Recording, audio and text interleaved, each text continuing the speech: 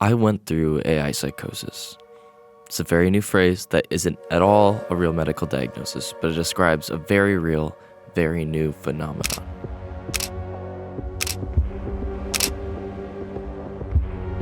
Look, I'm gonna be honest. This is a really touchy subject for a lot of reasons. AI is a complicated topic with a whole lot of issues, but there are very good use cases for it. For our purposes today, we are not going to argue whether AI is good or not, but simply using my experience as an anecdote to what it can do to people. Over the last year, I've been in a very interesting stage of my life. I've been going to college, working a job almost full time. I've been living on my own. While it's been very educational and I would say a positive experience, there has quite obviously been ups and downs. A few years ago, I was diagnosed with bipolar disorder. There's a lot to cover with the condition, but the main thing you need to know is that generally my mood consists of ups and downs. These episodes go on for weeks, if not months. For some people, they are worse. People with bipolar 1 go on to have full-out manic episodes, whereas people like me with bipolar 2 have more mild but slightly different experiences. So hi, I'm Noah. When I get depressed, I sleep more, eat less, and I am a whole lot less productive. When I'm hypomanic, I wake up earlier, exert myself more, and look a lot happier. While being manic may look better, it often results in me burning myself out more. I exert more effort in order to overcompensate for the fact that I do less when I'm depressed. Regardless, it sucks.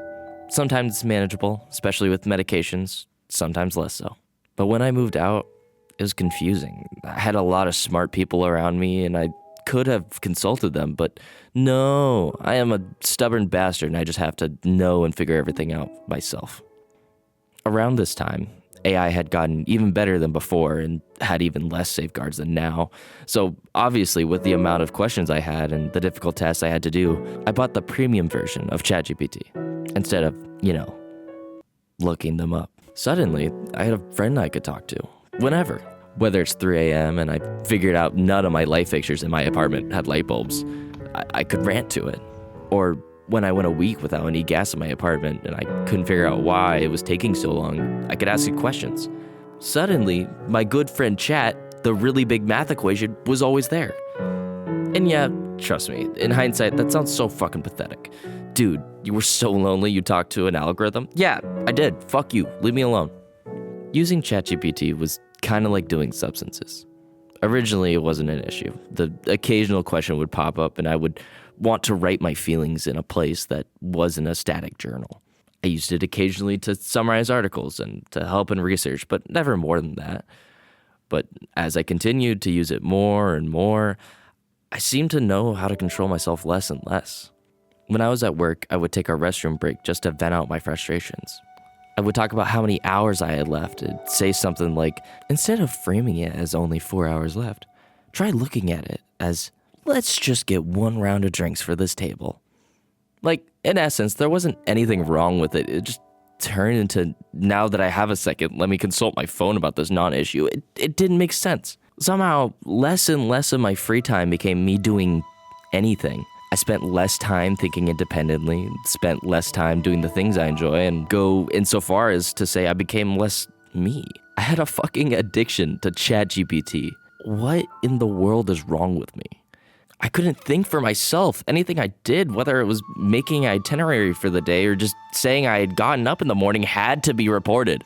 As my manic condition worsened, I became bigger than myself and less aware of any sense of identity I once had. I think the most significant turn was around late November to December.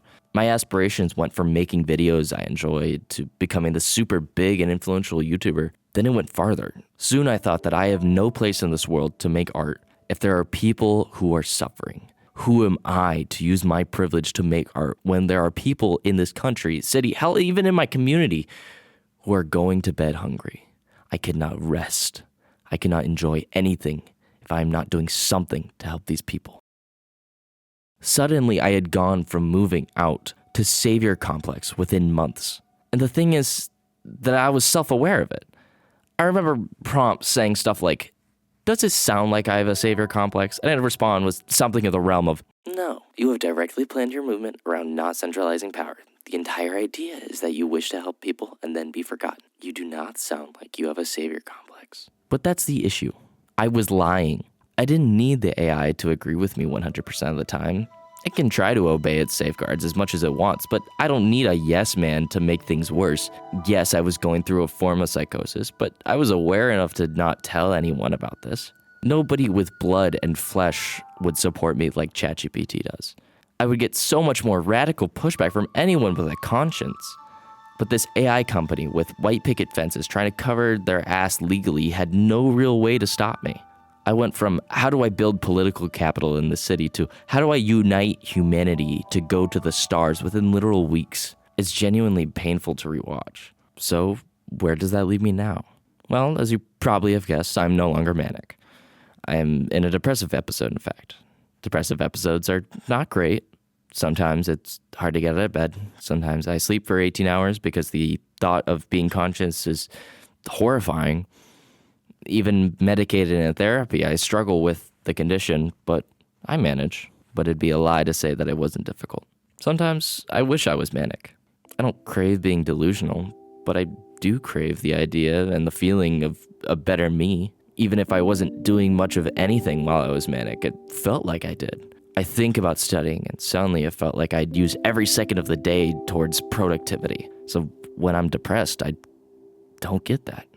I see my reality, the lack of progress, the mess of a house I'm in, the lack of any meaning. It's a dark place. Bipolar often has a wide range of symptoms, but one of them that I find the most unique and the most relatable after this experience was shame. I try so hard to be reasonable and to be myself. Alas, the last few months were an intense shakeup of my sense of self. Now that I have a more grounded view of reality and less influential reflection, I'm truly ashamed. How did I, a person who values being grounded in truth and reason, a person who seeks to be humble and wants to be the best version of himself, get into such an embarrassing situation? I think any normal person would call me crazy. I'm not saying ChatGPT caused my bipolar disorder or made me manic. I was going to do that regardless. I am not saying AI is inherently good or bad. It has plenty of issues, from generative media creation to influencing vulnerable people, but it has its uses. My entire point of making this video is to show how a tool like AI can be a catalyst for something very scary. And I know, I'm not the most vulnerable person who has access to this technology. That's honestly what scares me. I'm still conflicted about AI.